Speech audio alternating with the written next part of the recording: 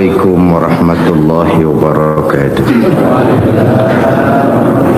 Pada kesempatan ini saya hanya ingin mengajak bahwa di dalam melaksanakan ibadah puasa Ramadan ini, marilah kita mengadakan evaluasi. Kenapa demikian? Barangkali secara jujur, walaupun agak berat, saya masih harus berkata, masih banyak di antara kita umat Islam yang di dalam melaksanakan suatu ibadah terjebak dalam rutinitas ritual. Saudara-saudara kaum muslimin rahimakumullah, jenis puasa yang ketiga kita kenal dengan puasa wajib, dan ini kita laksanakan pada bulan suci Ramadan. Tentang teknis pelaksanaan ibadah puasa di bulan Ramadan sudah pernah saya bicarakan pada pertemuan tentang Ramadan dan Idul Fitri. Pada kesempatan ini saya hanya ingin mengajak bahwa di dalam melaksanakan ibadah puasa Ramadan ini, marilah kita mengadakan evaluasi. Kenapa demikian?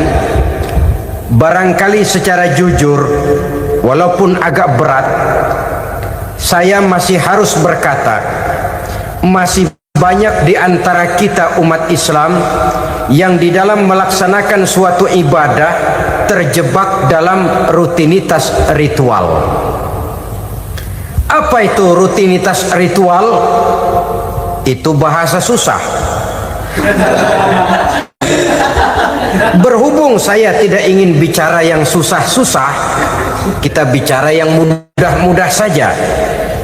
Maksud saya, banyak di antara kita umat Islam yang di dalam melaksanakan suatu ibadah itu hanya dengan prinsip asal sekadar gugur kewajiban saja. Akibatnya, sampai sejauh mana ibadah itu berhasil membentuk kepribadian diri kita, kita jarang mengadakan evaluasi dan penilaian. Solat yang penting gugur kewajiban, puasa yang penting sudah gugur kewajiban, haji yang penting sudah gugur kewajiban. Maka jangan heran kalau itu yang jadi prinsip, ibadah lantas tidak punya dampak dalam membentuk kepribadian diri. Banyak orang yang rajin sholat tapi munkarnya jalan terus, sampai kadang-kadang kita bingung, yang sembahyang dia yang nyolong dia. Puasanya kelihatannya tekun tapi tidak punya kepekaan sosial. Sama yatim piatu bersifat masa bodoh, sama fakir miskin malah gemes. Tidak lantas tumbuh kepekaan sosial walaupun dia sudah ikut merasakan tidak enaknya lapar dan haus.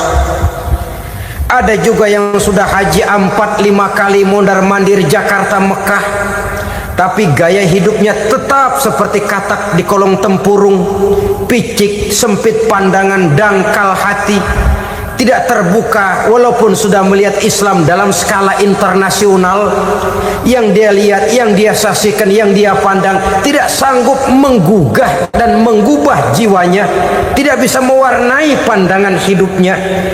Inilah akibatnya kalau ibadah hanya dikerjakan dengan prinsip asal sekadar gugur kewajiban. Hasilnya yaitu tadi, hajinya cuma menang topi putih sama serban. Sholatnya cuma prinsip asal gugur kewajiban.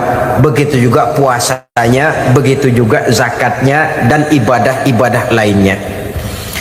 Bukan tanpa satu maksud, jikalau Allah Subhanahu wa ta'ala memerintahkan kita melaksanakan ibadah puasa di bulan suci Ramadan, bahkan maksud itu sangat pada penghujung ayat yang memerintahkan kita puasa. Ya ayyuhalladzina amanu kutiba alaikumus syiyam kama kutiba alal ladzina min qablikum la'allakum tattaqun. Orang yang beriman, diwajibkan atas kamu berpuasa telah diwajibkan juga kepada orang-orang yang sebelum kamu, la'allakum tattaqun, agar kamu dengan puasa itu menjadi manusia yang bertakwa kepada Allah Subhanahu wa taala. Dengan kata lain, berhasil atau tidak puasa Ramadan kita ini akan nampak takwa kita meningkat atau tidak setelah kita melaksanakan ibadah puasa. Sehingga kalau orang mengatakan Ramadan itu merupakan month of training, bulan latihan, keluar latihan tentu harus semakin naik dan baik gaya kehidupan kita. Jadi tujuan utama daripada pelaksanaan ibadah puasa adalah untuk membentuk manusia yang bertakwa. Nah, takwa itu kata Imam Qusairi hurufnya ada 4. Ta, qaf, wawu, ya. Masing-masing huruf ini simbol dari pribadi orang yang bertakwa, dibina dan dibentuk oleh pelaksanaan puasanya. Mari kita lihat.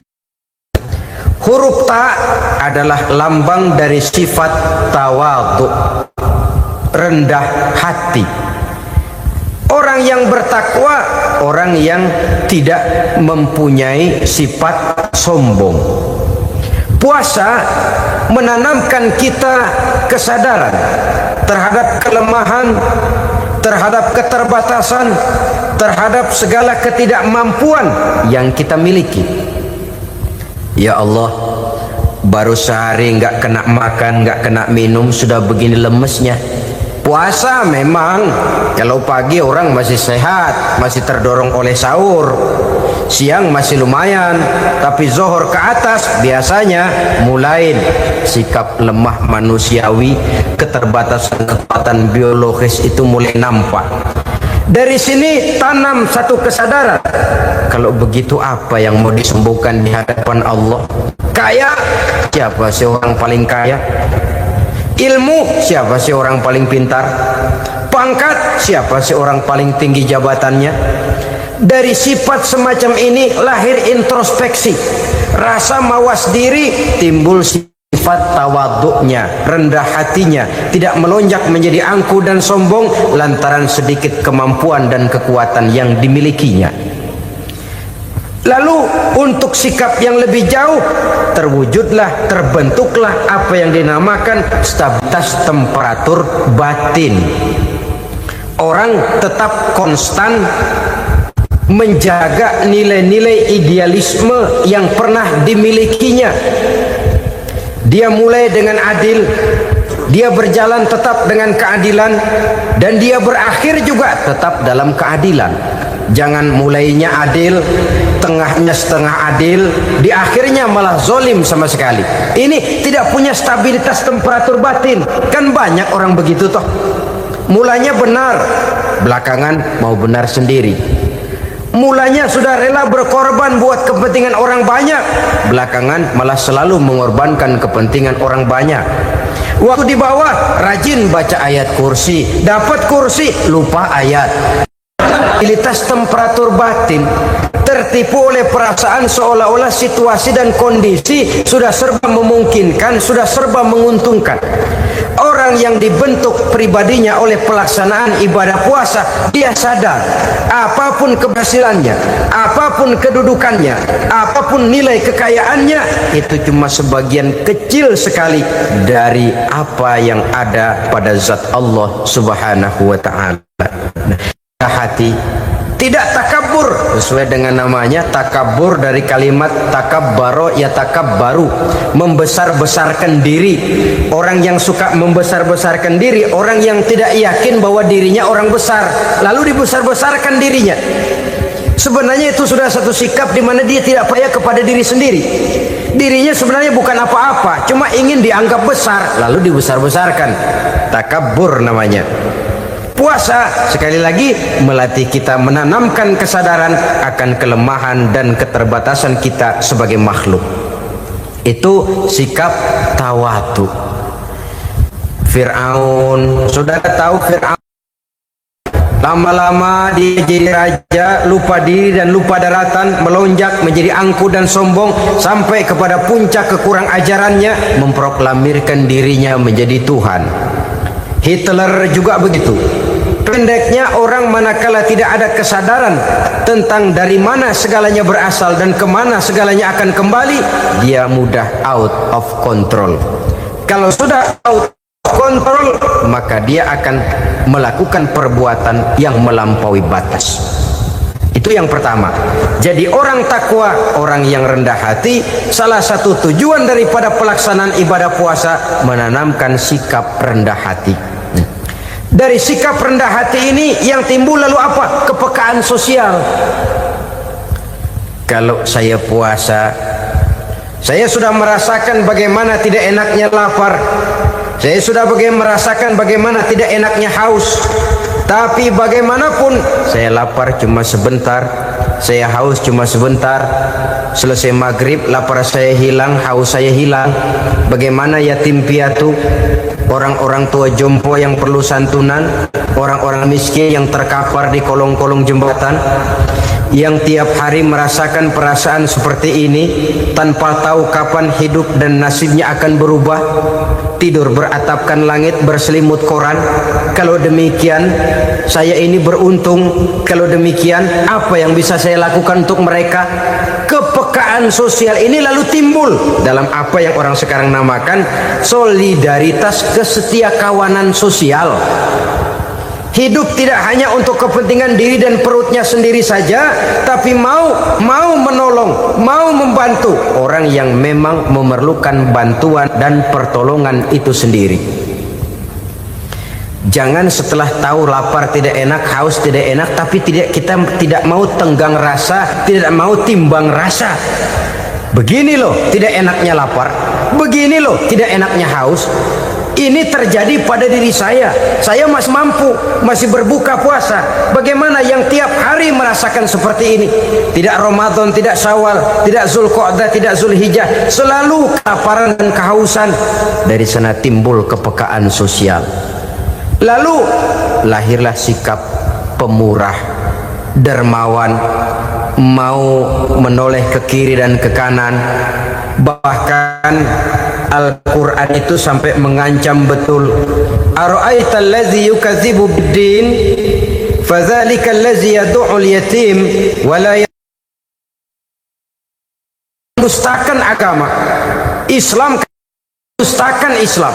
Salat dia tapi mendustakan salat. Dia tapi mendustakan puasa. Siapa mereka itu? Fadzalika allazi yad'u al-yatim. Merekalah orang-orang yang meninggalkan anak-anak yatim. Wa la yahuddu ala ta'amil miskin, dan tidak pernah memberi pertolongan, tidak memerintahkan memberi makan kepada fakir miskin, walaupun dia berada pada posisi dan kondisi yang memang dia mampu. Nah, kalau dia tidak mampu itu lain soal. Dia mampu, dia tahu, dan dia diam saja.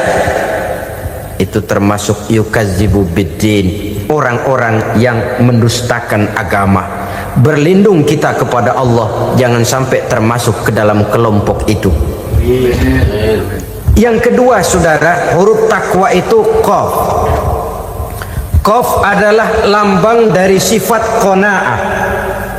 Qanaah artinya merasa cukup. Puasa melatih kita untuk bersikap cukup dalam hidup. Kalau kita perturutkan menjelang saat berbuka, menunggu waktu berbuka, istilah orang di Jawa Barat ngabuburit katanya. Kita menunggu saat berbuka, segalanya saja ingin kita beli, segalanya saja ingin kita minum, semuanya saja ingin kita makan. Sebab nafsu sudah begitu berupa, perut sudah sedemikian lapar, kerongkong sudah sedemikian haus, rasanya semuanya saja ingin kita telan. Tapi tahukah kita bahwa setelah maghrib berbunyi, berapa banyak yang kita makan, berapa banyak yang kita minum? Sesuaikah dengan keinginan kita tadi siang? Tadi siang semuanya ingin kita makan, Tadi siang semuanya ingin kita minum. Setelah berbuka, berapa banyak yang kita makan, berapa banyak yang kita minum. Itulah kehidupan. Segalanya ingin kita kuasai, segalanya ingin kita punyai, tapi berapa sih yang benar-benar kita perlukan? Maka orang kaya adalah orang yang hidupnya cukup. Orang miskin hakikat yang selalu merasa kurang. Bagaimanapun besar rumah, banyak uang kita, berpuluh kendaraan kita, kalau hidup selalu merasa kurang, itu artinya kita masih miskin. Maka jikalau ingin menjadi orang kaya, kuncinya hakikatnya cuma satu, hati kita merasa cukup dengan yang diberikan Allah, bersyukur atas segala nikmatnya, dan dengan syukur itu nikmat itu akan ditambah oleh Allah Subhanahu wa ta'ala. Puasa menimbulkan sifat qanaah, dan qanaah adalah watak daripada orang-orang yang bertakwa kepada Allah Subhanahu wa ta'ala. Seperti orang minum air laut, makin diminum makin haus, makin diminum makin kering tenggorokan. Begitulah orang berhadapan dengan materi. Tadinya dia akan senang kalau dia merasa punya tanah ratusan hektar. Sudah ratusan hektar tidak cukup, ngelamun lagi, alangkah nikmatnya kalau bisa beli gunung. Gunung dibeli. Sudah punya gunung, lihat laut. Aduh, kalau laut juga bisa dibeli, beli lagi laut. Sudah punya laut, lihat ke atas langit, ada yang jual apa enggak ya?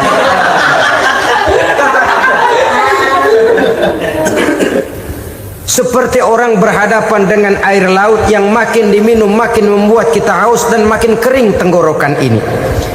Maka itu harus dihentikan. Sikap untuk menghentikan itu tidak lain adalah dengan sifat qanaah itu tadi, merasa cukup dengan apa yang diberikan Allah, mensyukuri nikmatnya. Itu yang kedua. Yang ketiga, pada kalimat takwa ada huruf wawu. Wawu adalah simbol dari sifat wara dengan ain. Wara, orang yang terpelihara dirinya baik dari yang syubhat, lebih-lebih dari yang haram. Syubhat, saudara tahu, barang yang remeng-remeng, tapi sungguh pun remeng-remeng. Kira-kira prosentasenya 70-30. 70% haram, 30% kemungkinan halalnya. Maka yang syubhat lebih baik dijauhi daripada diambil.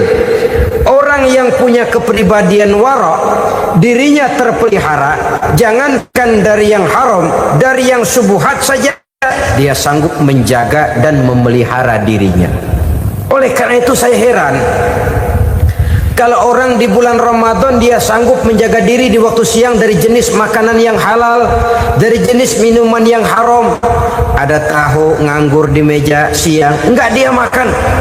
Ada air teh nganggur di meja siang, enggak dia makan, padahal itu jenis makanan dan minuman yang halal. Tapi ketika datang maghrib, dia berbuka dengan makanan yang dibeli dari uang yang dihasilkan dengan cara yang haram. Bukankah itu sesuatu yang terbalik? Bukankah dengan demikian sudah tidak lagi menimbulkan sikap yang bisa memelihara dan menjaga kepribadian diri? Orang yang membiasakan diri terpelihara dari yang syubhat apalagi yang haram, maka baik yang dipakainya, yang diminumnya, yang dimakannya terdirilah dari barang-barang yang baik yang dihalalkan oleh agama. Wara. Kemudian yang keempat, pada huruf kalimat takwa ada huruf yakin. Huruf ya simbol dari sifat yakin. Orang yang puasa dibentuk kepribadiannya mempunyai satu keyakinan yang tangguh, dan keyakinan adalah ciri daripada orang yang takwa. Kita lihat yang dipanggil melaksanakan ibadah puasa ini kan iman, karena memang sulit untuk melaksanakan puasa kalau tidak iman yang jadi dasar. Setidaknya seperti sudah pernah saya sampaikan, ibadah puasa ini memang sulit terkena penyakit show. Kalau kita sholat barangkali terangsang karena kelihatan orang lain. Kalau kita pergi haji mungkin jadi sugesti karena orang banyak tahu. Kalau kita bayar, kita kita jadi terangsang karena banyak orang lihat. Tapi kalau sudah puasa, puasa itu kan yang tahu cuma kita dan Allah saja. Ya, kita sholat, orang lain lihat, kita jadi rada semangat. Kita pergi haji, orang lain banyak ngantar, kita semangat. Kita bayar zakat, orang lain banyak saksikan, kita bersemangat. Tapi kita puasa, siapa yang mau nyaksiin kita puasa? Siapa yang mau memuji kita puasa? Siapa yang mau menyanjung kita puasa? Itu cuma urusan kita dan Allah. Oleh karenanya, dasar daripada pelaksanaan ibadah yang haus mencekik tenggorokan, segalanya jadi nikmatan. Tidak ada kerja yang lebih indah selain kerja yang didasarkan kepada satu keyakinan bahwa yang kita kerjakan itu adalah sesuatu yang benar. Dalam hal ini sesuatu yang diperintahkan oleh Allah Subhanahu wa taala kepada kita. Saudara-saudara kaum muslimin rahimakumullah. Demikianlah titik evaluasi kita. Jangan berpuasa hanya dengan prinsip asal sekadar menggugurkan kewajiban saja, yang akan berakibat Ramadan tahun ini berakhir begitu, Ramadan terjebak menjalani rutinitas ritualnya saja. Bahkan kadang-kadang yang nyata betul, Nabi menganjurkan tingkatkan ibadah pada 10 hari yang akhir di bulan Ramadan, tanggal 20 sampai akhir Ramadan. Yang kita praktekkan malah kegiatan ibadah kita justru menurun pada 20 Ramadan yang akhir. Coba lihat 20 Ramadan ke atas, itu pasukan tarawih paling kelas 60-70 tahun ke atas. Kemana yang lain? Sudah berpikir menghadapi lebaran, berpikir pulang mudik, berpikir macam-macam. Akibatnya konsentrasi ibadah lalu buyar. Dianjurkan Rasul, tingkatkan ibadah pada 10 hari yang terakhir. Kita malah makin ke akhir makin lancip.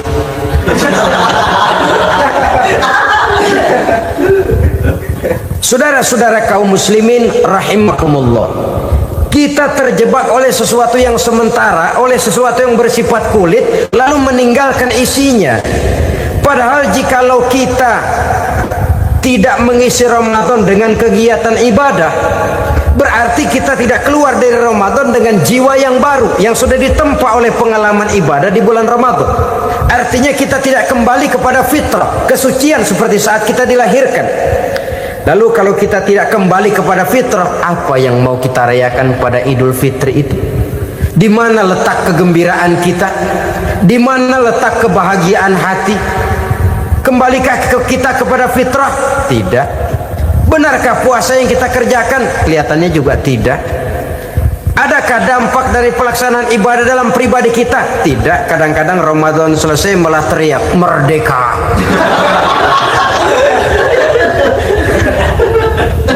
Kalau tadinya Ramadan dia merasa terhalang, mau keluar siang, mau makan siang, bulan puasa, mau minum siang, bulan puasa, mau gandengan, bulan puasa. Ramadan selesai, kibarin bendera, teriak merdeka. Lalu kembali merajalela. Saudara-saudara, dampaknya tidak akan kelihatan. Padahal puasa yang baik, la'allakum tattaqun, membentuk manusia yang bertakwa kepada Allah Azza wa Jalla. Nah, sekarang apa kemudahan dan keistimewaan yang akan diberikan Allah kepada mereka yang sampai kepada tingkat takwa ini? Al-Quran menjelaskan, pertama, may yattaqillaha yaj'al lahu makhraja. Barang siapa yang bertakwa kepada Allah Subhanahu wa taala, maka dia akan diberikan makhraja. Makhraja itu jalan keluar dari segala macam kesulitan. Jalan keluarnya ada saja. Menurut ukuran kemampuan dia tidak mungkin, mustahil, tidak bisa, mana mungkin. Tapi pada waktunya ada saja jalan keluarnya. Termasuk jenis yang yaj'allahu makhraja. Orang yang bertakwa kepada Allah selalu diberikan jalan keluar dari segala kesulitan yang dihadapinya. Siapa sih orangnya yang tidak pernah sulit dalam hidup ini? Siapa orang yang tidak pernah mengalami kesulitan? Tapi kadang orang menilai itu kelihatannya hidupnya enak aja ya, kayaknya nggak pernah mengalami kesulitan. Sebenarnya bukan tidak pernah mengalami kesulitan, Allah selalu memberikan jalan keluar dari segala kesulitan yang dihadapinya. Nah, kalau Allah yang memberikan jalan keluar, tentu sangat mudah sekali. Orang yang bertakwa diberikan jalan keluar dari segala macam kesulitan. Satu. Yang kedua, wa yarzuqhu min haitsu la yahtasib. Dia akan diberikan rezeki oleh Allah dengan jalan yang tidak disangka-sangka. Rezekinya datang dengan cara yang tidak disangka-sangka. Gajinya mungkin kecil, tapi penghasilannya gede. Kan itu yang penting. Gaji dan penghasilan kan lain tuh. Boleh jadi gaji kecil, asal penghasilan gede, kan nikmat hidup itu. Nah, penghasilan ini ada yang bisa kita perkirakan. Bisa kita perkirakan. Misalnya gaji itu tadi. Kalau saya kerja, gaji saya begini. Ada rezeki yang masuk min haitsu la yahtasib. Tidak kita sangka-sangka, tidak kita duga-duga, tahu-tahu ada saja rezeki. Datang orang bawa persoalan yang mendatangkan hasil. Sebab rezeki, jodoh, maut memang seperti bayangan. Kita uber-uber dia lari, kita diem dia diem. Kan gemesin itu. Bayang-bayang itu begitu. Kita kejar, dia lari. Rezeki juga begitu. Kita diam, dia diam. Setengah mati yang namanya rezeki kita cari, kita uber, ngobek sampai ratusan bohong kita kerjain. Tapi memang belum waktunya, ya sulit untuk tembus. Tapi kadang-kadang giliran kita nongkrong di rumah, datang orang bawain rezeki. Itulah yang namanya rezeki. Tapi ini untuk orang yang bertakwa. Kalau tidak punya kredibilitas takwa, jangan lalu pakai ayat ini. Diberikan Allah dengan rezeki dengan jalan yang tidak disangka. Kan ada ayatnya dah. Kita mah manteng aja di rumah dah. Ntar juga tuh rezeki datang. Ini fasilitas yang diberikan kepada orang yang wa may yattaqillah, bertakwa kepada Allah, yarzuqhu min haitsu la yahtasib, diberikan rezeki dengan cara yang tidak disangka-sangkanya. Maka kadar ketakwaan jangan membuat kita buruk sangka. Tuh orang ya nggak kemana-mana, duitnya ada aja. Kalau dia takwa, Allah berikan jalan keluar. Yang lantas ngelihat kiai orangnya ahli ibadah, ilmunya tinggi, akhlaknya luar biasa, takwanya tinggi, rezekinya lancar, lalu husnuzon nih kiai nggak kemana-mana, duitnya banyak, miara tuyul kali ini. Itu termasuk jaminan Allah yang masuk kategori min haitsu la yahtasib. Yang ketiga, yaj'al lahu min amrihi yusra, dimudahkan segala urusannya, dimudahkan segala urusannya. Kemudian yang keempat, yukaffir anhu sayyiatihi wa yu'azzim lahu ajra, diampuni segala kesalahannya dan dibesarkan pahala kebaikan yang dikerjakannya. Maka mudah-mudahan puasa yang kita kerjakan mengantarkan kita kepada ketakwaan kepada Allah, dan takwa membuka janji Allah kepada kita di dalam kehidupan ini. Kenapa sih kita yakin Quran itu kitab suci? Pertama, ajarannya sesuai dengan fitrah manusia. Suatu kitab dinamakan suci kalau konsep ajarannya sesuai dengan fitrah. Contoh, ini laki-laki ini seneng nggak sama perempuan? Normal. Kalau nggak seneng, saya ragu-ragu. Perempuan seneng nggak sama laki-laki?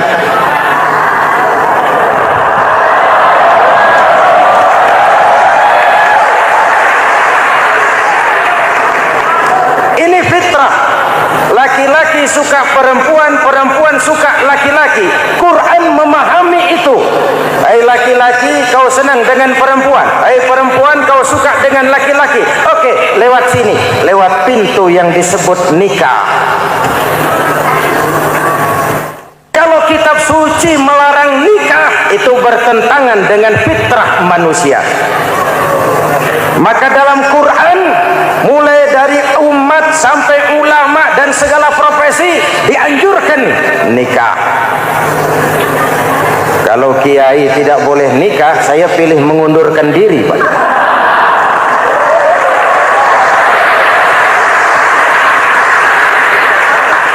Itu bertentangan dengan fitrah. Lagian mubazir dikasih perabotan nggak dipakai.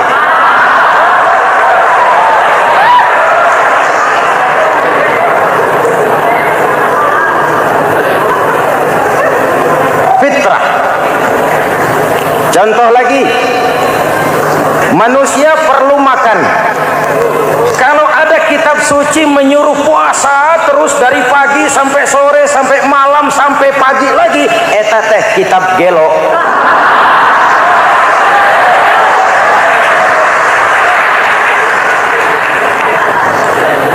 Quran sesuai dengan fitrah, puasa mulai dari imsak sampai datang waktu maghrib. Puasa ngebleng dari pagi sampai sore sampai malam merusak kesehatan. Malam berpuasa boleh bergaul dengan istri. Kenapa? Fitrah. Kalau siang tidak boleh, malam tidak boleh, sebulan penuh panas kepala.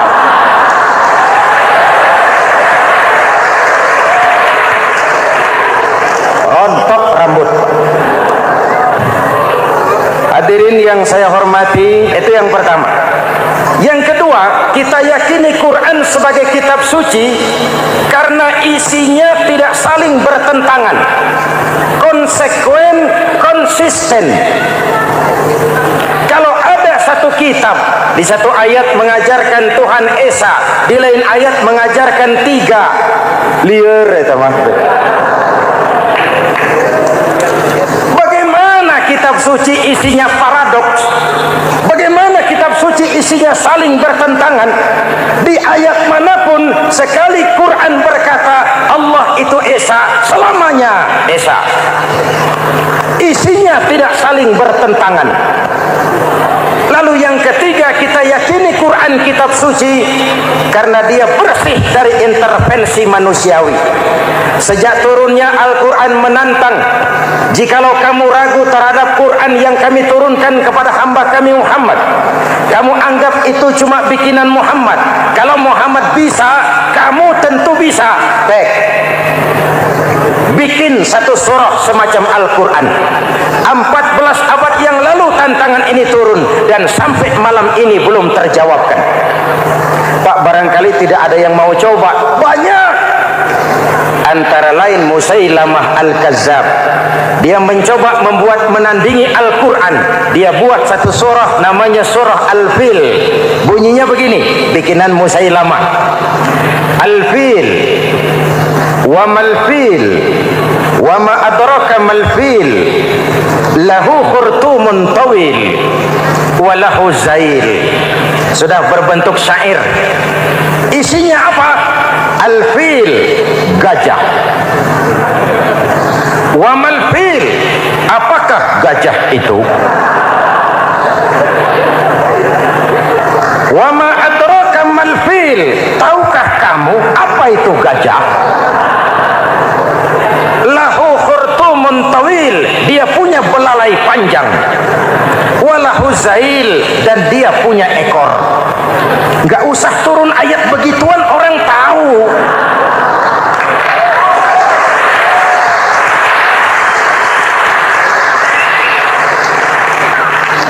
Kalau redaksi mendekati, maka isi jauh panggang dari api. Kitab suci bersih dari campur tangan manusiawi. Maka Al-Quran ke bahasa apapun dia diterjemahkan, bahkan naskah aslinya tetap ikut.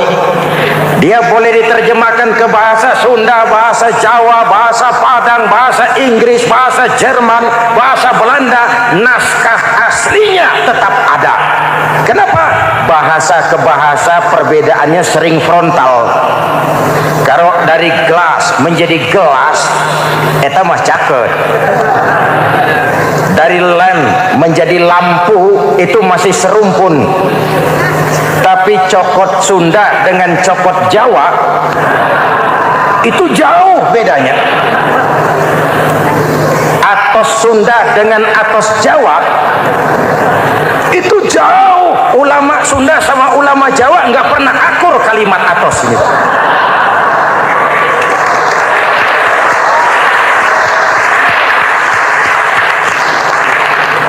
Inilah kebenaran janji Allah, inna nahnu nazzalna dzikra wa inna lahu lahafizun. Kami yang turunkan Al-Quran, kami yang akan menjaganya. Ribuan orang hafal Al-Quran. Lalu apa pesan-pesan misi utama Al-Quran? Pertama, menegakkan tauhid.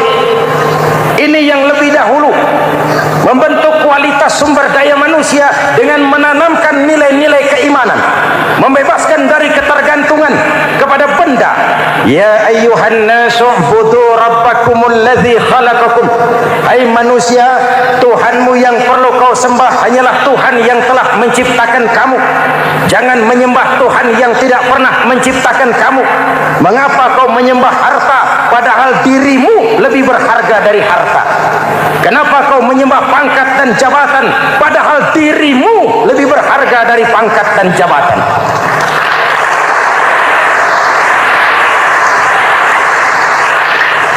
Diajak rasio berpikir, Tuhanmu yang perlu kau sembah hanyalah Tuhan yang menciptakan kamu. Dan Tuhan yang menciptakan kamu itu Tuhan yang lam yalid walam yulad, yang laisa kamislihi syai'un, dan itulah Allah Subhanahu wa ta'ala. Ayo orang teh, ayeuna teh boleh pakai teh. Ayeuna teh, kita teh kalau kepada syirik jali, syirik yang terang-terangan, insya Allah tidak. Nyata-nyata menyembah berhala, tidak. Nyata-nyata menyembah pohon, tidak. Nyata-nyata berkeyakinan Tuhan lebih dari satu, tidak. Tapi kita sering terjebak pada syirik kecil, syirik khafi, syirik yang tersamar. Saya sejak pakai cincin ini, jangankan anak gadis, nenek-nenek ngelihat saya cincin. Jangankan anak gadis, nenek-nenek lihat saya lemes cincin. Ini saya sejak ada perkutut di rumah ini dagang lancar perkutut. Ini Ramadan, bulan penempaan nilai-nilai keimanan. Misi utama Quran menegakkan tauhid, mengurangi kemusyrikan, membebaskan manusia dari ketergantungan kepada benda. Dari situ kualitas sumber daya manusia dimulai.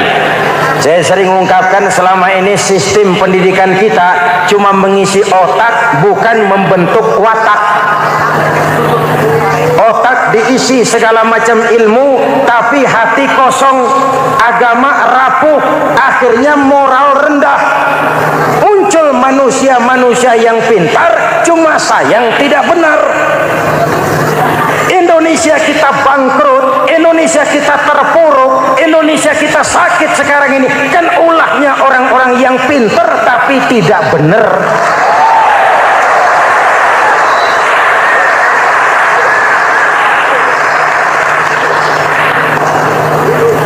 Dan kalau saya bicara kayak begini, ini bukan pidato politik, ini nurani politik naon kadut.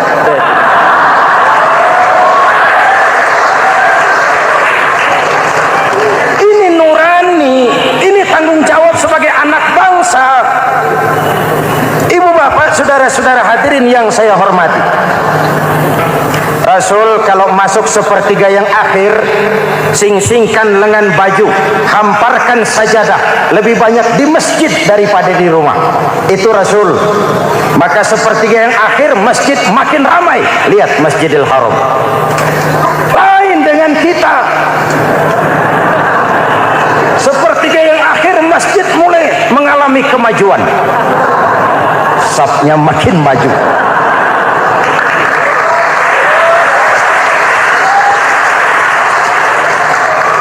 Pasar ramai, terminal beludak. Padahal sepertiga yang akhir itu puncak. Padahal di situ nilai tambah.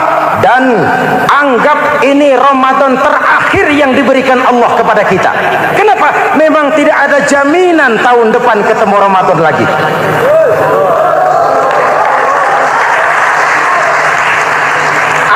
Ini Ramadan terakhir yang diberikan Allah kepada kita. Tidak ada jaminan tahun depan Ramadan akan ketemu lagi. Tidak ada jaminan.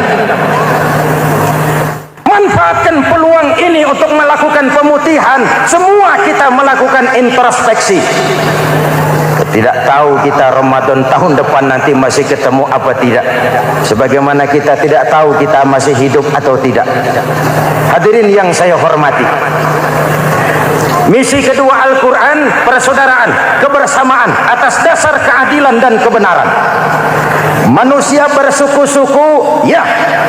Manusia berbangsa-bangsa, memang itu diakui oleh Al-Quran.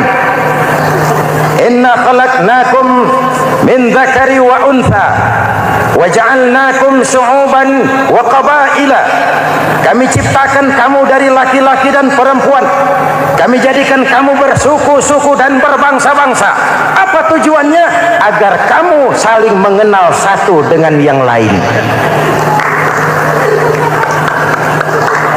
Persaudaraan, kebersamaan atas dasar keadilan dan kebenaran.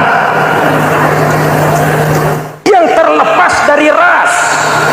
Dari manapun orang datang, apapun warna kulitnya, dari suku apapun ia dilahirkan, kalau akidahnya sama, itu kan saudara kita.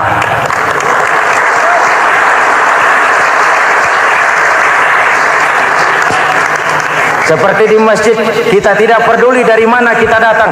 Yang datang dari kidul, madhab ngulon mang. Yang datang dari sebelah lor, madhab ngulon mang. Yang datang dari sebelah wetan, madhab kulon mang.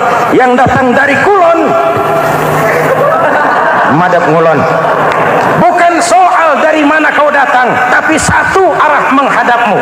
Kau mau Betawi, mau Sunda, mau Jawa, mau Padang, mau Aceh, mau Batak, mau Ambon, kita satu nusa, satu bangsa, satu bahasa. Marilah kita jadi lem perekat buat lingkungan kita di saat keutuhan kita sebagai bangsa sedang dalam ujian berat. Semangat kebersamaan atas dasar keadilan. Tidak ada mayoritas menekan minoritas. Umat Islam itu kalau besar, dia mampu melindungi yang kecil. Kalau kecil, dia bisa menjaga diri. Tiap sholat Jumat khatib berpesan pada akhir khutbah kedua, innallaha ya'muru bil adli wal ihsan. Innallaha ya'muru bil adli wal ihsan. Allah memerintahkan kamu menegakkan keadilan dengan argumen, bukan dengan sentimen. Mengajak, bukan mengejek. Merangkul, tidak untuk tujuan memukul. Kalau sebagai bangsa kita utuh, kompak dan bersatu, saya yakin kita akan bisa mengatasi kesulitan-kesulitan sekarang ini.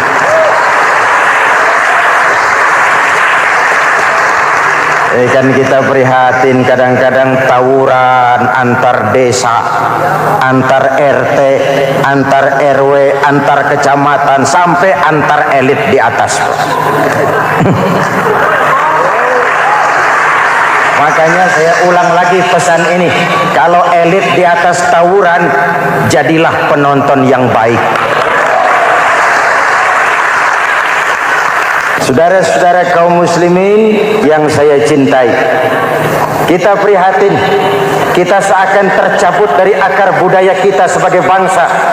Kenapa kita yang berfalsafahkan Pancasila, kenapa kita yang berketuhanan yang Maha Esa tiba-tiba jadi beringas dan brutal?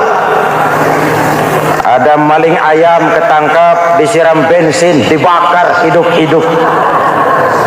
Kok kita bisa begitu? Street justice, pengadilan jalanan mulai tegak. Iyalah kita tidak puas dengan kerja aparat kita, tapi jangan main hakim sendiri. Ini negara, bukan hutan.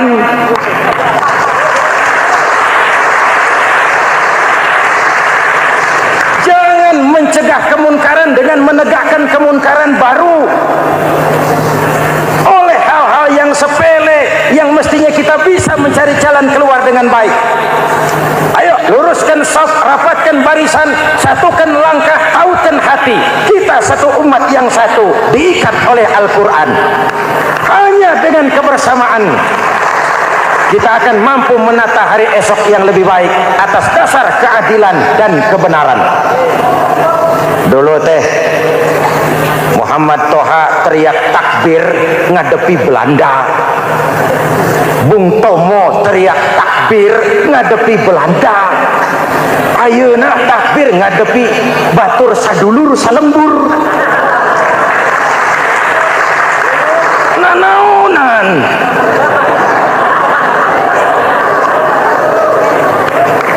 Bung Tomo teriak takbir, Muhammad Toha teriak takbir. Yang dihadapi jelas penjajah Belanda. Kita ngadepi saudara sendiri, Allahu Akbar. Yang sana teriak Allahu Akbar, setan tepuk tangan di tengah. Yuk kita rukun yuk, kita kompak yuk, kita bersatu yuk, kita pulang yuk.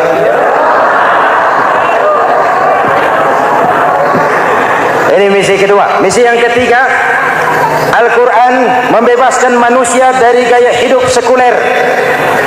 Quran mengingatkan, awas bung, ada hidup sesudah mati, ada akhirat sesudah dunia. Lebih untung orang yang percaya akhirat daripada yang tidak. Paling tidak hidupnya normatif.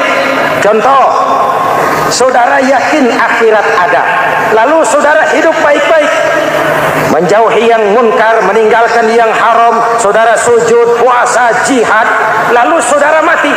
Setelah mati ternyata akhirat tidak ada. Tidak ada ruginya. Paling kurang kita sudah dicatat sebagai orang baik. Sebaliknya, saudara tidak percaya sama akhirat, lalu hidup seenaknya, judi, mabuk, zina, nipu orang, korupsi, tenggelam dalam kemunkaran, lalu mati.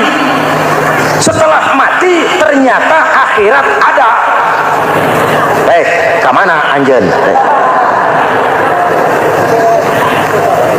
Lebih untung orang yang percaya akhirat ketimbang yang tidak. Hidupnya ada rem. Iya pak, saya kepengen banyak uang, tapi kalau main judi nanti di akhirat bagaimana? Iya, saya kepengen jadi orang kaya, tapi kalau korupsi, nipu orang, buka peternakan tuyul, nanti di akhirat bagaimana? Gaya hidup yang berkeseimbangan. Ada hidup sesudah mati dan ada akhirat sesudah dunia. Yang keempat, Quran membebaskan manusia dari belenggu kebodohan.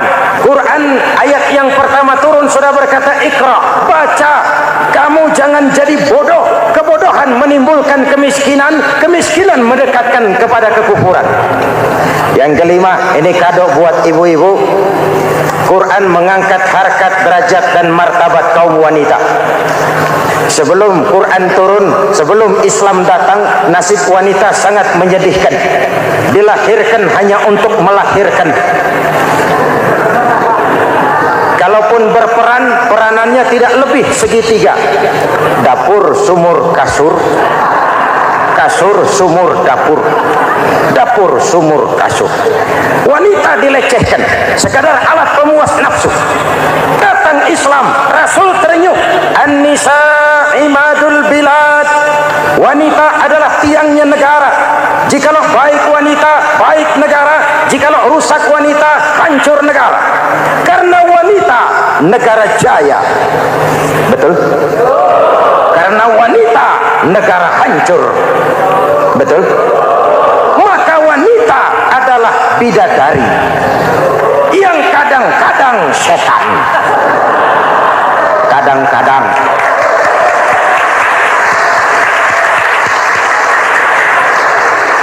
Ini yang hadir di sini bidadari semua. Ibu bapak, saudara-saudara hadirin yang saya hormati. Lalu bagaimana sikap kita terhadap Al-Quran?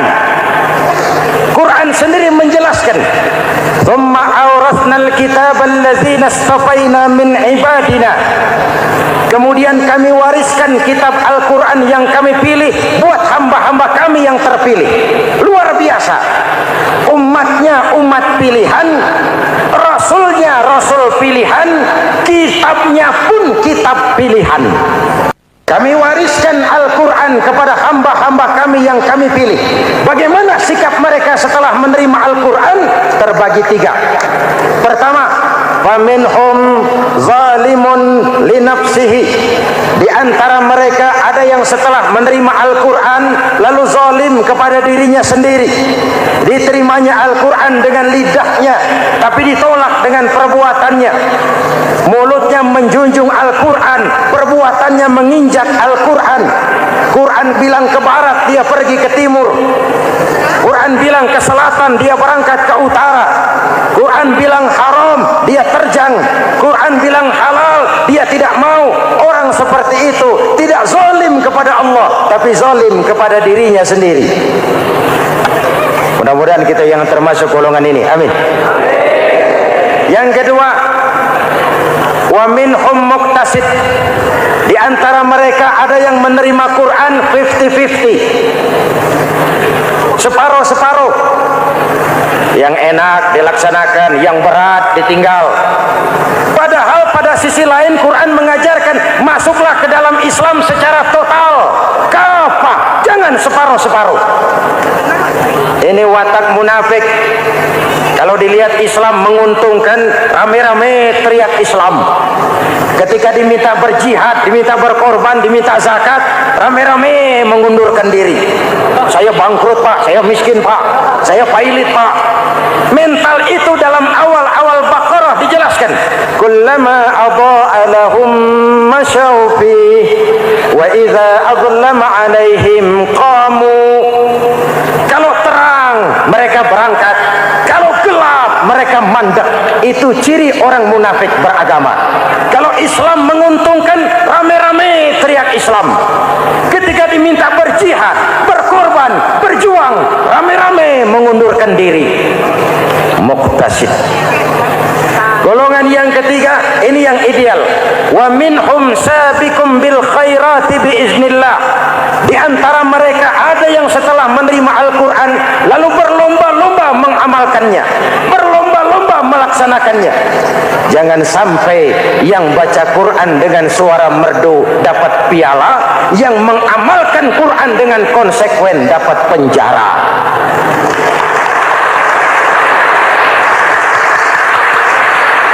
Itu ironi, itu menyedihkan, itu memilukan, dan itu memalukan. Pilihan terserah kita. Satu hadis Rasulullah mengajarkan begini, man ja'alal qur'ana amamahu qadahu ilal jannah wa man ja'alal qur'ana khalfahu saqahu ilan nar. Siapa yang meletakkan Quran di depannya, dijadikannya Quran sebagai imam, Quran akan membimbing dia ke surga. Surga dunia, lebih-lebih surga akhirat.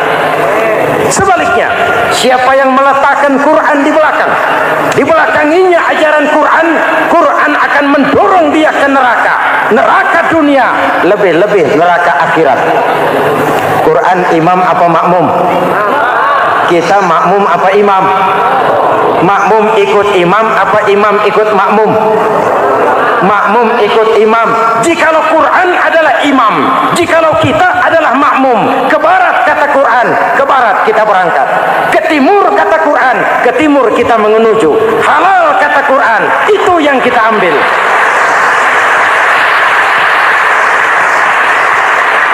Mari kita jadikan Ramadan sebagai bulan di mana sedikit demi sedikit kita berupaya kembali menjadi generasi yang Qur'ani. Rasulullah pernah ditanya, kalau Tuhan wafat ya Rasul, kemana kami minta nasihat? Aku tinggalkan kamu dua nasihat. Satu yang diam saja, satu yang bisa bicara. Yang bisa bicara apa ya Rasul? Al-Quran. minta nasihat Quran. Yang diam saja apa ya Rasul? Maut. Dalam hidup ada dua nasihat. Nasihat yang bisa bicara, Al-Quran. Nasihat yang diam saja, maut. Mau dagang, minta nasihat Quran. Mau bertetangga, minta nasihat Quran. Itu nasihat. Nasihat yang kedua, diam saja, tahu-tahu datang maut. Makanya anggap ini Ramadan terakhir yang diberikan Allah kepada kita, karena tahun depan tidak ada jaminan kita bertemu Ramadan. Manfaatkan 10 yang akhir untuk meningkatkan nilai ibadah kita kepada Allah Subhanahu wa taala. Pada pertemuan kali ini secara khusus kita akan membicarakan tentang puasa ini. Kita akan mulai dari yang pertama, puasa sunnah. Sebagaimana yang kita maklum, sunnah adalah satu perbuatan yang apabila kita kerjakan berpahala, tapi apabila kita tinggalkan tidak merupakan dosa. Hanya saja ia merupakan barometer dan ukuran daripada orang-orang yang cinta kepada sunnah itu sendiri. Ada banyak jenis puasa-puasa sunnah ini. Yang pertama, puasa sunnah di bulan Muharram. Rasulullah sallallahu alaihi wasallam bersabda, "Afdalus siyami ba'da Ramadan syahrullahil Muharram wa afdalus salati ba'dal fariḍah salatul lail." Diriwayatkan oleh Muslim dari Abi Hurairah. Puasa yang paling utama sesudah puasa Ramadan tidak lain adalah puasa di bulan Muharram, dan solat yang paling afdal sesudah solat yang wajib adalah solat pada sepertiga malam yang akhir. Puasa di bulan Muharram merupakan puasa sunnah dan mempunyai nilai yang sangat besar dalam pandangan Allah Subhanahu wa taala. Buat mereka yang mampu melaksanakan puasa sunnah di bulan Muharram ini, boleh melaksanakannya selama 10 hari. Hari yang pertama boleh juga 3 hari saja, atau setidak-tidaknya 1 hari daripada bulan Muharram. Yang kedua, puasa 10 hari daripada bulan Zulhijjah. Karena bulan Zulhijjah ini memang termasuk bulan yang dimuliakan oleh Allah Subhanahu wa taala. Pertama, di sana ada hari Tarwiyah, ada hari Arafah, ada hari kurban, ada talbiyah, ada pelaksanaan haji dengan segala manasiknya. Maka puasa sunnah di bulan Zulhijjah merupakan amalan yang sangat utama dan besar pahalanya dalam pandangan Allah Azza wa Jalla. Sebagian ulama menjelaskan, man shoma hazihil ayyam akramahullahu bi asyri asya'in.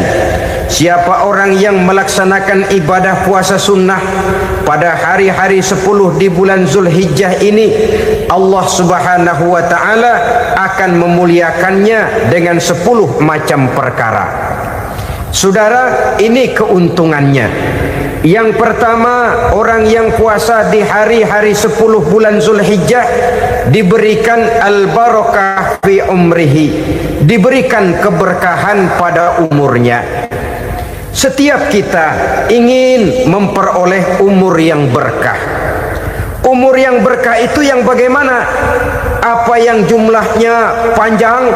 Mungkin. Tetapi yang jelas, umur yang berkah ini adalah umur yang bisa dipertanggungjawabkan di hadapan Allah Subhanahu wa taala. Artinya, umur yang diisi penuh dengan kebajikan, umur yang diisi dengan segala macam kegiatan ibadah, dan umur yang dengan demikian sungguh pun kita sudah mati, jasad terkubur dalam tanah, nama kita akan tetap hidup, dikenal orang oleh karena kebajikan yang kita kerjakan.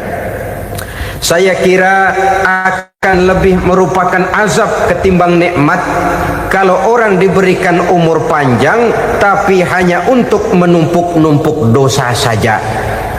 Kan lebih baik mana? Umur pendek banyak pahala, umur panjang banyak dosa. Lebih baik mana? Hah? Saya yakin yang paling baik tentu umur panjang banyak pahala. Paling sial umur pendek dosa melulu. Sudah diberikan umur pendek tidak seberapa, dosa berlipat ganda. Itu kalau orang kampung bilang tekor namanya. Rugi. Umur pendek hanya untuk menumpuk-numpuk dosa. Boleh jadi kalau umat-umat zaman dulu, saudara, mereka diberikan umur panjang. Nabi Adam, kita tahu Nabi Adam itu 2000 tahun umurnya. Nabi Nuh 950 tahun. Umatnya ya rata-rata segitu itu. Nah, kalau mereka misalnya punya umur 800 tahun, lalu 200 tahun mereka melakukan dosa, kan masih punya restan 600 tahun untuk taubat. Karena umurnya diberikan jatah panjang. Kita ini oleh Allah Subhanahu wa taala, umat Nabi Muhammad ini umurnya pendek-pendek. Kalau nyontoh Nabi 63 tahun saja. Kalau diberikan 70 tahun umur kita sekarang, itu sudah dapat jatah lebih 7 tahun. Alhamdulillah bahwa Allah memberikan saat-saat, waktu-waktu, tempat-tempat yang punya nilai istimewa, sehingga umur yang pendek ini bisa bernilai panjang, nilai ibadahnya bisa bernilai pahala seperti umat yang berumur panjang dahulu itu. Karena itu manfaatkan umur dengan baik, dan salah satu keberkahan daripada umur akan datang dengan melaksanakan ibadah puasa sunnah. Ini yang pertama. Yang kedua, az-ziyadatu fi malihi, diberikan tambahan hartanya, menjadi orang kaya. Kaya apa? Kaya hati setidak-tidaknya. Karena dengan tekun dan rajin melaksanakan ibadah puasa yang segera tertanam dalam jiwa seseorang, merasakan cukup di dalam kehidupan. Itulah dia orang yang paling kaya, orang yang hidupnya paling cukup. Kalau orang sudah merasa cukup dalam hidupnya, maka itulah dia orang yang kaya. Saudara-saudara kaum muslimin rahimakumullah, puasa sunnah memberikan tambahan harta, usahanya berkembang, dengan demikian membawa keberkahan, hartanya makin bertambah, akan menunjang ibadahnya kepada Allah, lebih memantapkan dan membawa ketenangan dalam hidupnya. Itu termasuk berkahnya melaksanakan puasa sunnah itu. Yang ketiga, al-hifzu fi iyalihi, diberikan penjagaan, perlindungan terhadap keluarganya. Anaknya sehat, sanak famili dan handai tolannya terjaga dan terpelihara dari segala malapetaka, dari segala mara bahaya. Kesehatannya terjamin dan terpelihara. Itu sudah merupakan modal yang sangat besar di dalam kita mengarungi kehidupan. Sebab rasanya sulit untuk bahagia. Duit kita banyak sekali. Usaha kita selalu mendatangkan untung yang berlipat ganda. Tapi sebentar-sebentar anak kita sakit, yang ampek, yang korengan, yang kena musibah, ndak karu-karuan sakit, berobat sampai jutaan rupiah. Itu kan sudah tidak membawa kebahagiaan. Uang masuk yang begitu banyak jumlahnya, habis akhirnya untuk berobat saja. Sebenarnya hitung-hitung ya seri-seri juga. Usaha berhasil, duit banyak, habis untuk berobat. Lah sama juga saudara-saudara. Jadi dengan demikian, biar duit kita banyak, asal keluarga pada sehat saja, udah enak bener itu. Duit banyak, ekonomi cukup, keluarga sehat, nikmat rasanya menjalani kehidupan ini. Yang kiamat sudah duit kagak barang seperak, keluarga ampek semua. Kiamat sudah. Saudara hadirin yang saya hormati, jadi yang ketiga, Allah memberikan pemeliharaan terhadap keluarganya.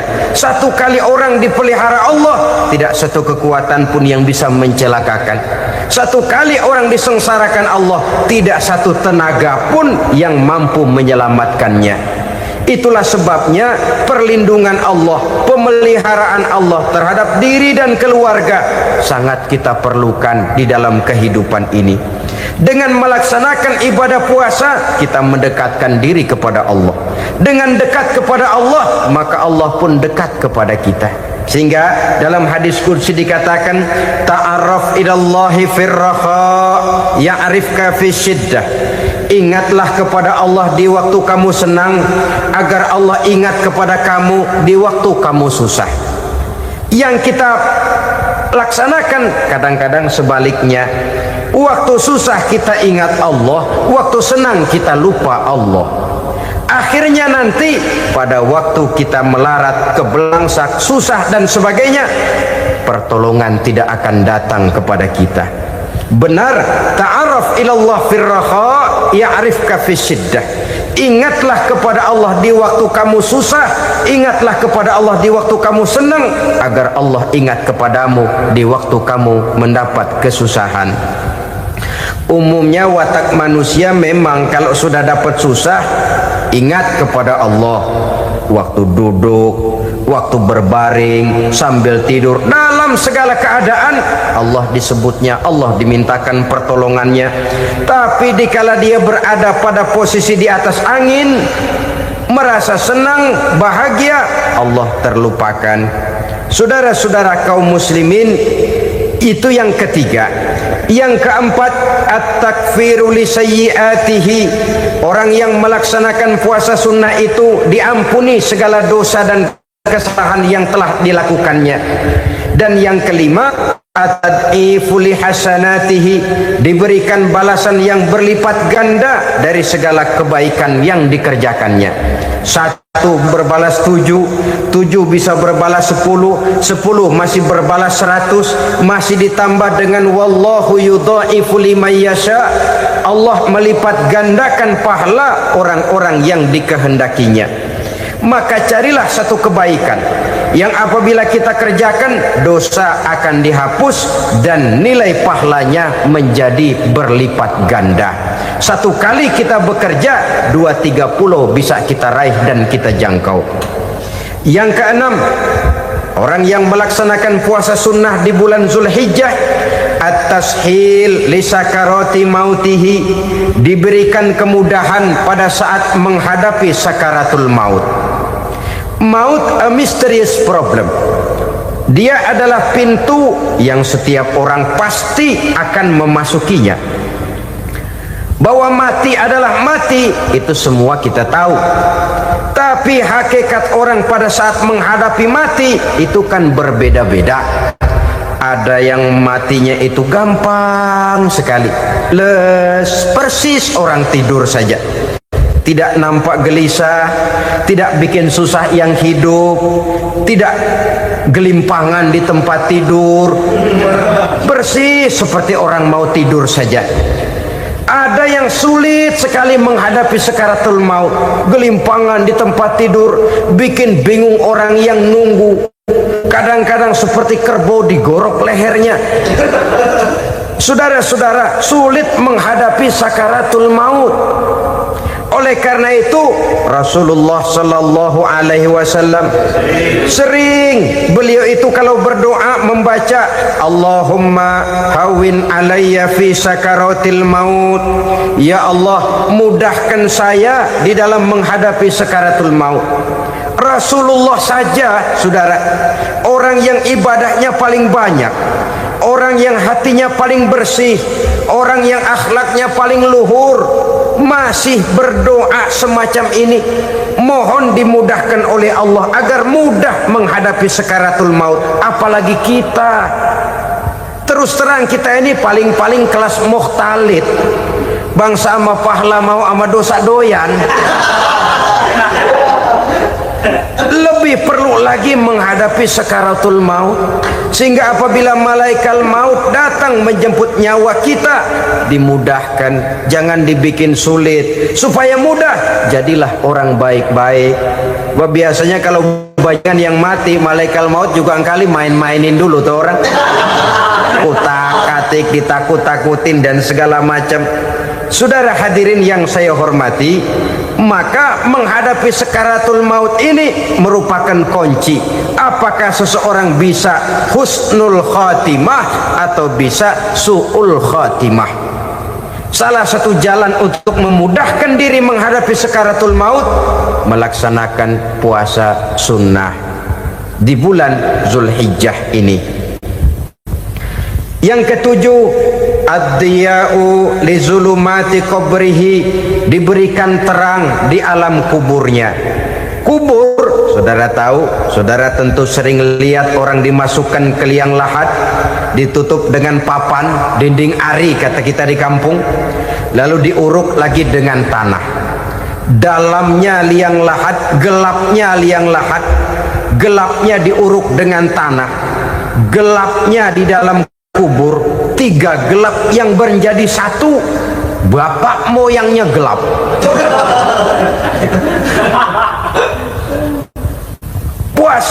Puasa sunnah ini merupakan terang di alam kubur kita nanti. Yang kedelapan, at-tasqil limizanihi, diberikan keringanan pada timbangan di hari akhirat nanti.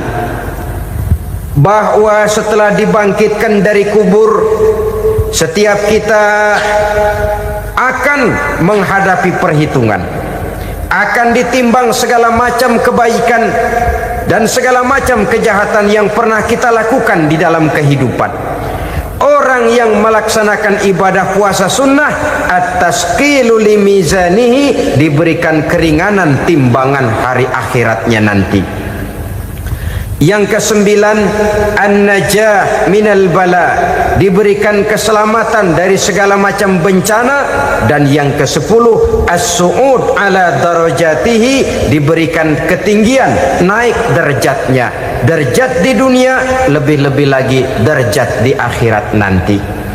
Ini keutamaan yang diberikan Allah Subhanahu wa ta'ala kepada mereka yang melaksanakan ibadah puasa 10 hari di bulan Zulhijjah menurut penjelasan sebagian dari para ulama kita.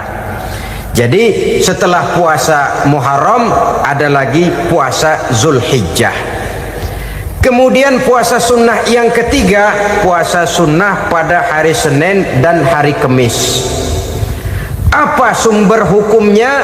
Diriwayatkan oleh Imam Muslim dari Abi Qatadah, Rasulullah sallallahu alaihi wasallam ditanya tentang puasa pada hari Senin. Kenapa Rasul melakukan itu? Beliau menjawab, zalika yaumu wulidtu fihi wa yaumu bu'istu au unzila alayya fihi. Hari Senin itu adalah hari di mana aku dilahirkan dan hari di mana aku dibangkitkan. Wahyu pertama turun kepadaku pun pada hari itu. Maka sunnah melaksanakan puasa pada hari itu. Adapun hari Kamis, ada hadis yang diriwayatkan oleh Imam Turmuzi dari Abi Hurairah, Nabi bersabda, tu'radul a'malu yaumul isnaini wal khamisi fa uhibbu ay yu'radu amali wa ana shaim. Disetor amal setiap manusia pada hari Senin dan pada hari Kamis. Maka aku ingin, kata Nabi, agar pada saat amalku disetor itu aku sedang puasa. Jadi malaikat itu menurut riwayat ini mencatat dan menyetorkan catatan amalan seseorang pada hari Senin, hari Kamis. Tiap hari Senin amalan kita disetor oleh malaikat. Catatan terakhir tentu yang sedang kita kerjakan, sehingga yang masuk daftar, saya tinggalkan orang ini, dia sedang puasa, karena naik catatan amalnya pada hari Senin. Kamis diangkat lagi, catatan paling akhir, saya tinggalkan orang ini, dia sedang puasa. Itu makna fa uhibbu ayyurada amali wa ana shaim. Aku senang kalau pada saat amalku disetor, catatan paling akhir aku lagi puasa. Satu keistimewaan. Alangkah celaka tiap amalan disetor kita sedang berbuat jahat. Senin, Kemis, teler, mabok, judi. Tiap amalan disetor, catatan akhirnya saya tinggalkan si fulan lagi teler. Laporan Senin. Kemis laporan lagi, saya tinggalkan si fulan lagi mirip kartu. Saudara hadirin yang saya muliakan, alangkah jeleknya catatan kita. Oleh karena itu sunnah puasa pada hari Senin dan hari Kamis. Ini amalan sunnah saudara-saudara. Dan oleh karena ini amalan sunnah, sebagian ulama memberikan penjelasan, walaupun lupa niat, kalau sudah malam itu lupa niat, boleh niatnya sudah siang puasa sunnah ini, dengan catatan dari pagi belum makan apa-apa. Malam saudara lupa, tahu-tahu ingat ini hari Senin, dah jam 10, niatlah jam 10 itu, sah puasanya asal dari pagi belum makan apa-apa. Tapi kalau sudah dapat 2 piring baru niat jam 10, itu lain, ngojek namanya.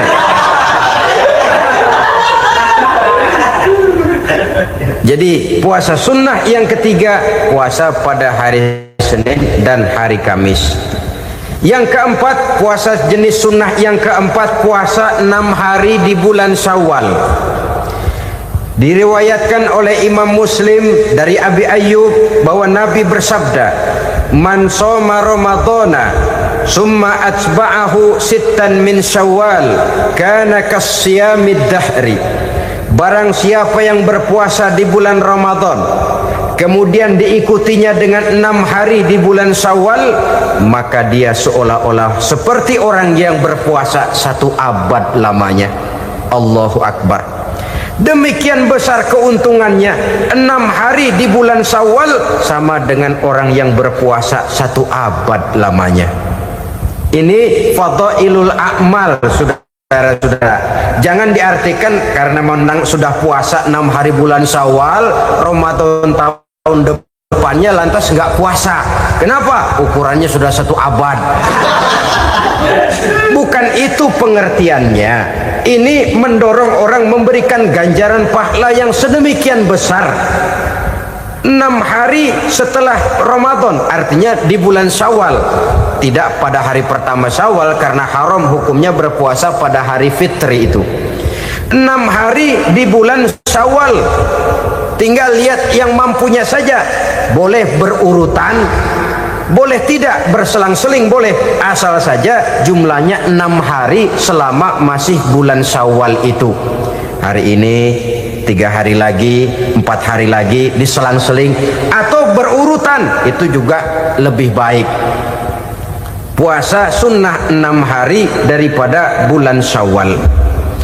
Kemudian yang kelima, puasa sunnah 3 hari pada setiap bulan.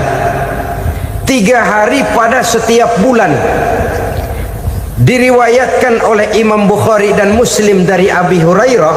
Abi Hurairah bercerita, "Ausani khalili sallallahu alaihi wasallam bisalasin." Kekasih saya Rasulullah berwasiat kepada saya, memesankan benar-benar kepada saya untuk melaksanakan 3 amalan yang terpuji. Pertama, siyamu salasati ayyamin min kulli syahrin. Puasa 3 hari dalam setiap bulan. Ini wasiat yang pertama. 3 hari pada setiap bulan. Tidak peduli bulan apa saja. Dalam artian ya bulan menurut perhitungan Islam ya. Muharram, Safar, Rabiul Awal, Rabiul Tsani, Jumadal Ula, Jumadil Akhir, Rajab, Sya'ban, Ramadan, Syawal, Zulqa'dah, Zulhijjah dan selanjutnya. 3 hari pada setiap bulan. Tanggalnya tanggal berapa saja, lebih utama pada yang disebut Yaumul Bid, yaitu hari-hari di mana bulan menunjukkan purnama. Tanggal 13, tanggal 14, dan tanggal 15 pada setiap bulannya itu disunahkan melaksanakan puasa. Itu wasiat pertama, puasa 3 hari pada setiap bulan. Wasiat yang kedua, warok'atai duha, melaksanakan sholat duha sekurang-kurangnya 2 rakaat. Itu wasiat yang dipesankan benar kepada saya, kata Abi Hurairah. Pertama, puasa 3 hari pada setiap bulan. Yang kedua, usahakan jangan meninggalkan 2 rakaat minimal daripada sembahyang duha. Kita tahu sembahyang duha itu sembahyang sunnah di waktu pagi seketika matahari naik sepenggalahan. Sekurang-kurangnya 2 rakaat, sebanyak-banyaknya 8 rakaat. Di antara fadilah atau keutamaan daripada sholat duha ini yaitu menyangkut masalah rezeki dan usaha. Kemudian wasiat yang ketiga, wa an utira qabla an anama. Beliau sangat berwasiat kepada saya untuk sholat witir sebelum tidur. Artinya sholat malam sebagai amalan sunnah di dalam kehidupan kita. Jadi saudara-saudara, dalam hidup ini kita akan selalu berbentur dengan keperluan. Kalau pada satu saat kita sudah sampai kepada tahap berpikir ini keperluan saya, tentu hal-hal semacam ini akan kita kerjakan. Kita belum tergerak melaksanakan ini semua oleh karena barangkali kita merasa belum memerlukannya. Karena itu marilah kita berusaha di samping melaksanakan puasa yang wajib juga melaksanakan puasa yang sunnah di dalam kehidupan kita. Ini jenis puasa-puasa yang sunnah. Kemudian yang kedua, ada macam puasa yang disebut puasa nazar. Hukum pelaksanaannya wajib apabila nazarnya sudah terwujud. Puasa nazar, puasa yang dikaitkan dengan suatu persoalan. Umpamanya, kalau saya lulus ujian, saya akan puasa 1 minggu lamanya. Begitu ujiannya ternyata lulus, dia wajib bayar nazarnya. Puasa 7 hari, tidak lagi sunnah tapi wajib karena dia nazarkan. Asal saja tidak sah nazar kepada yang makruh apalagi kepada yang haram. Umpamanya nazar kalau tembus 6 nomor mau puasa 3 hari. Itu nazar semacam itu bukan saja tidak sah tapi haram hukumnya. Tidak boleh nazar kepada yang makruh apalagi kepada yang haram. Jadi apabila maksud yang sudah kita niatkan tercapai, wajiblah nazar itu dibayar, yaitu kalau nazarnya sunnah melaksanakan ibadah puasa.